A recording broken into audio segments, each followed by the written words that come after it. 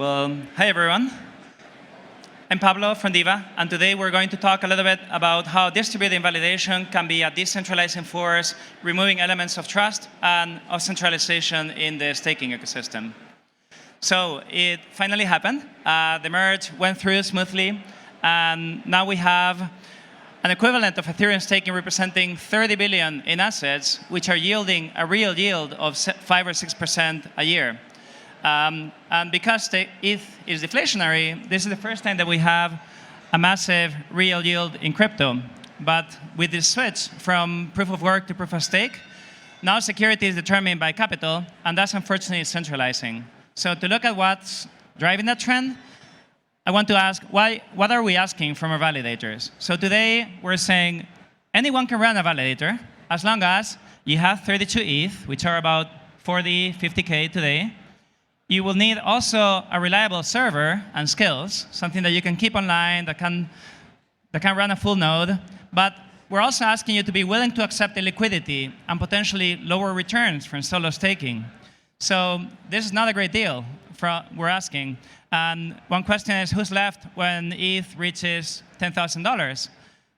Well, we know the answer, right? The ecosystem has been changing, and a lot of people have been, instead of solo staking, which would be ideal, joining centralized exchanges, because they give you a deal where you have no minimum ETH, you have sometimes liquidity, but the best solution to date has been liquid staking, because you have no minimum ETH, you can use an on-chain protocol, get your liquid stake ETH, which you can compose in DeFi, and it's definitely a winning option. But it's not something that you can do on your own. So because of that, today's ecosystem looks like this. We have one major player, Lido, controlling about 30% of the stake liquidity. We have the next 3 or 4 entities controlling more than 50%. And then Rocket Pool, who's doing a great job decentralizing, and somehow a bankrupt entity. And yeah, it's not looking great. I think we can agree.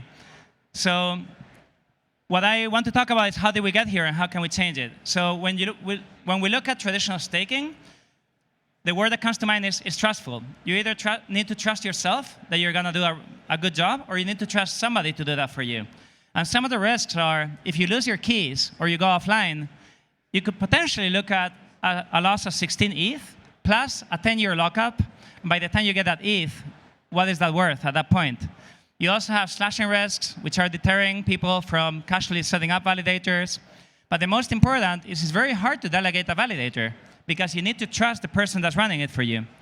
If the person running your validator wants to blackmail you or do an economic attack, they could do that. They could say, hey, I have your key. Unless you pay me something, I'm going to go offline. That person could get hacked. So it's not the person you're trusting that could do it, but somebody else could do it. Or they could make unilateral censorship decisions. So clearly, we can do better. One thing we could do is we could say, well, let's not trust one party. Let's appoint a number of operators, and let's get the most professional people we can find. But the issue is, even if we have a larger number of operators, what we're doing is we're making collusion harder, and we're making attacks a little bit harder. But if we're not asking for collateral, we still have a 0 ETH cost of attack. Collusion is still possible, even in small groups, since the entities are known. And today, for example, with Lido, the risk is real, right? Each operator is holding 1% of staked ETH.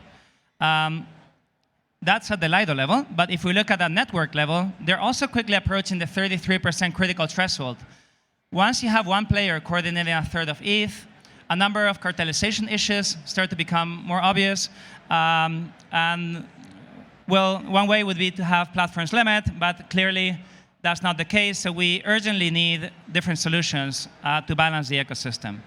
So another thing you could do is what Rocket Pool proposes, saying, look, we'll ask everybody for a collateral.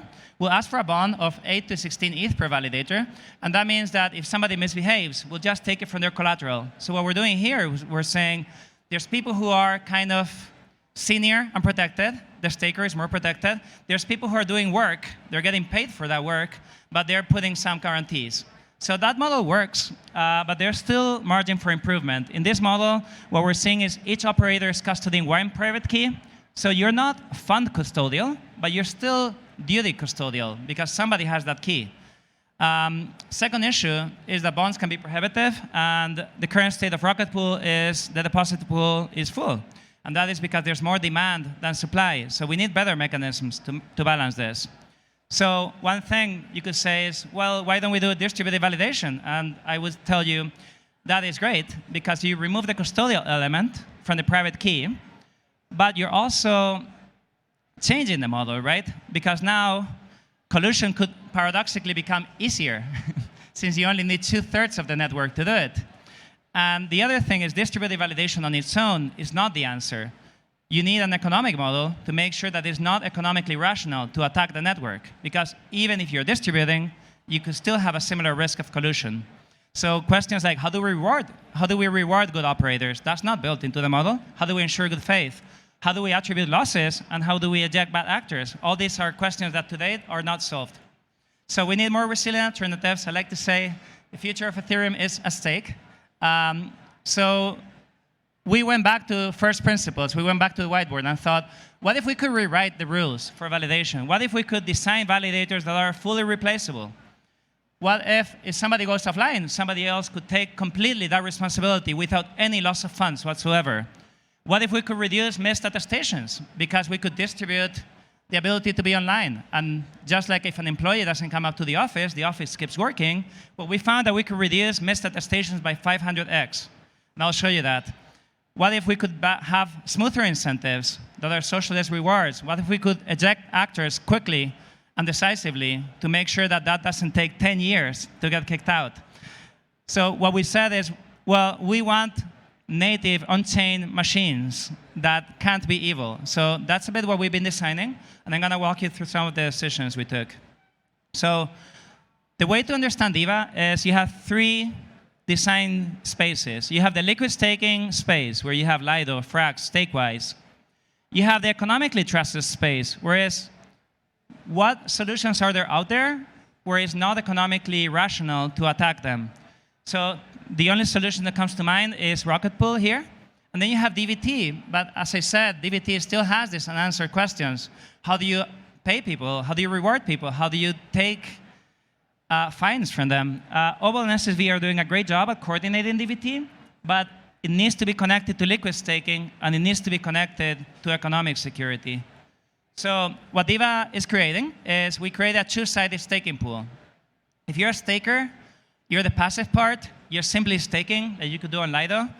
And you get a liquid stake token. There's no minimum ETH, so you get the full advantages of a liquid staking solution. Now, if you're an operator, we want all of you to be operators, by the way. What we're doing is we're boosting the rewards by allowing you to get up to a 2x boost if you're running a node. And as we said, it's not just the capital that it takes to run a node, it's also the difficulty. So we try to make that experience as simple as possible. So how does Diva work? The infrastructure looks like this. If you're a staker, you can send your ETH, get your div ETH back.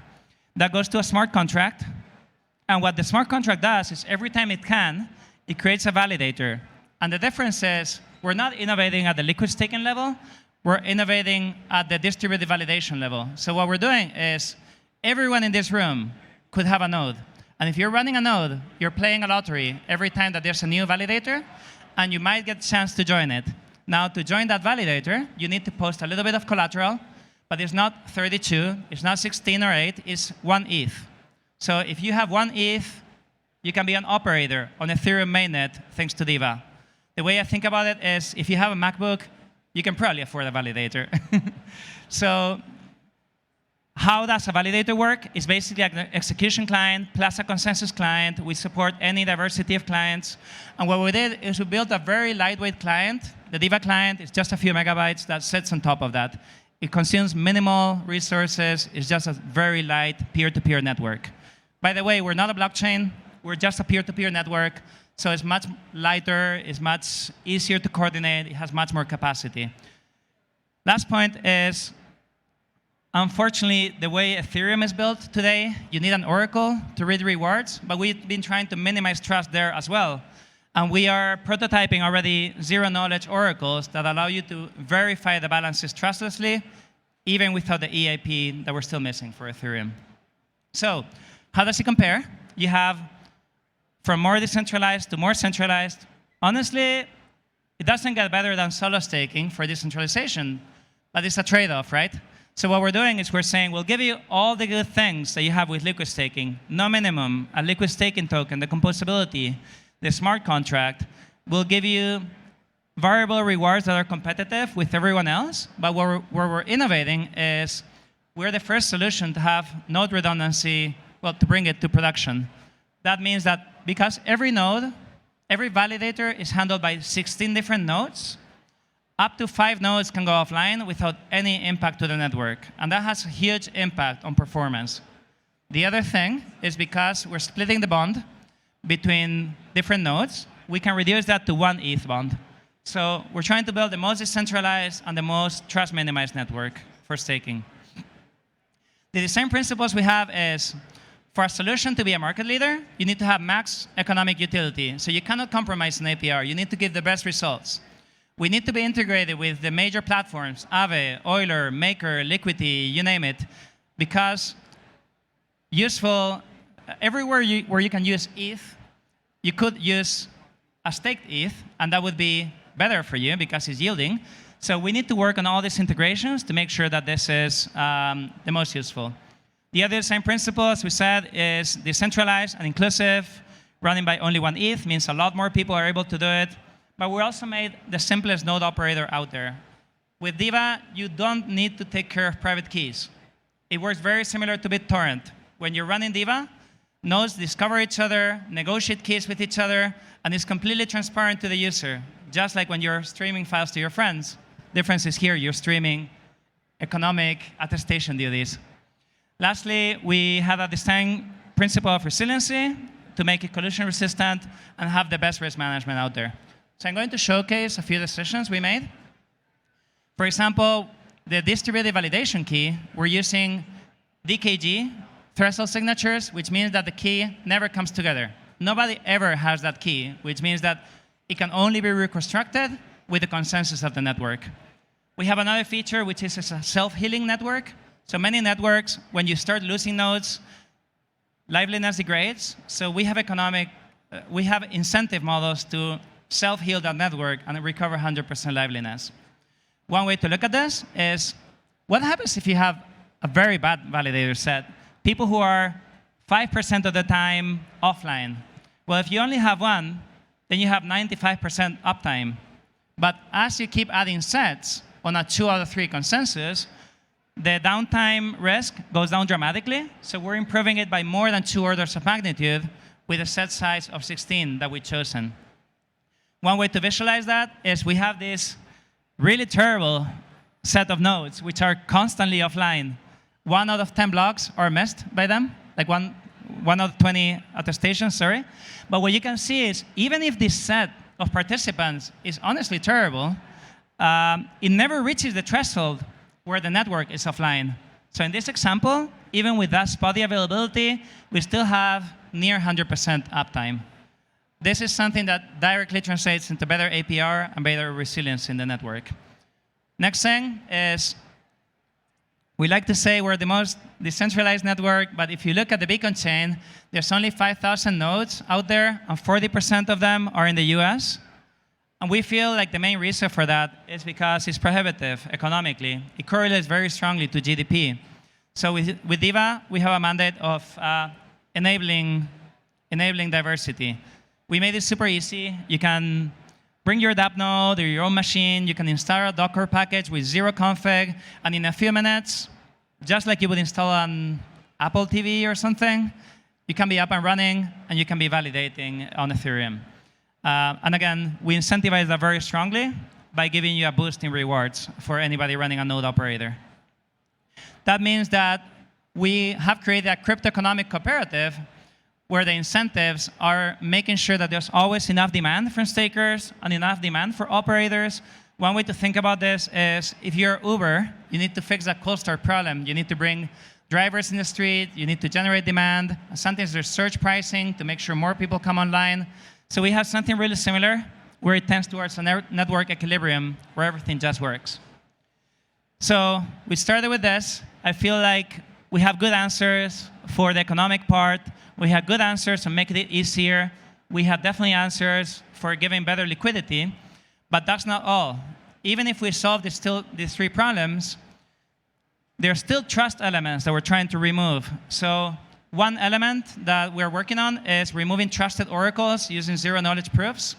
This means that thanks to zero-knowledge technology, we will have one of the first use cases, which is using ZK snarks to look at the state of the consensus layer, report that to the execution layer, and be able to calculate rewards in a completely trustless manner.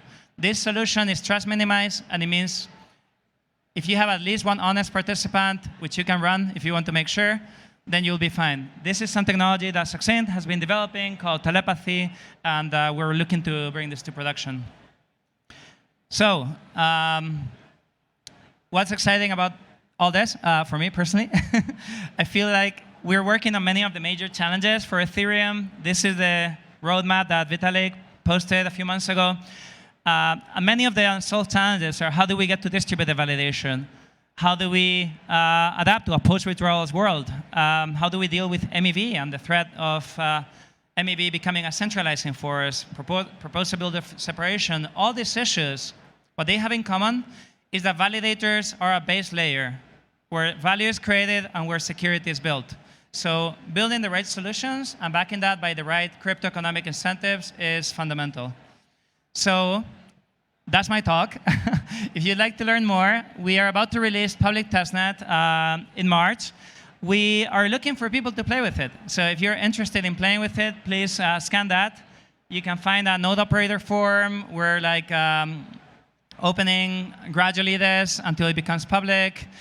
We're also looking for developers who are interested in the project. So if you like to work in Golang client, smart contract development, cryptography, cryptoeconomic security, this is your project. Also looking for TVL partners who want to join the network early in exchange for being kind of founding members, co-founding members of this project, and of course node operators. So thank you so much. I think we're gonna turn it on to questions. So.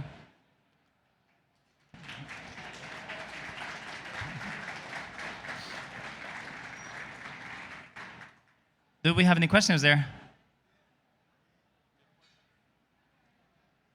Hello? Hello? Can you hear me? Oh, OK. Right here.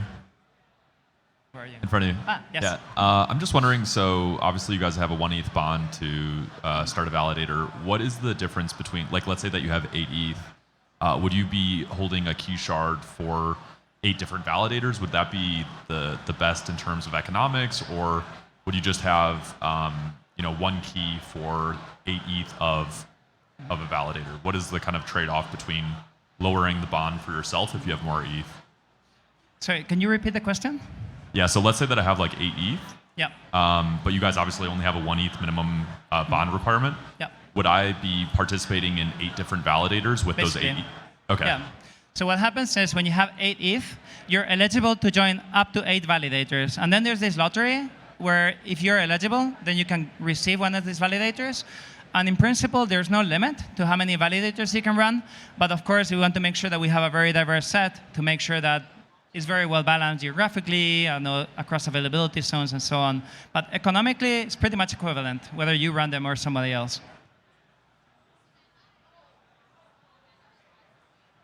Any other questions? Have one question there?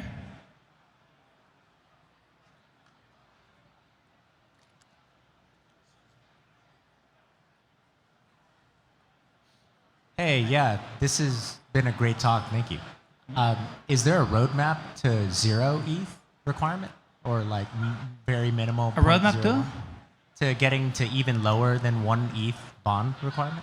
It's technically possible. We feel like the benefit goes down very quickly under 1 ETH.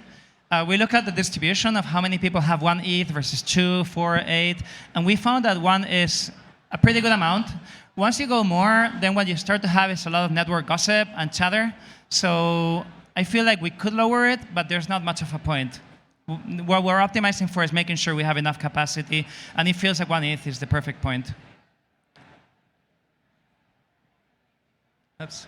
I think I'm out of time, but my whole team is here, so happy to talk to you. Thank you so much for coming.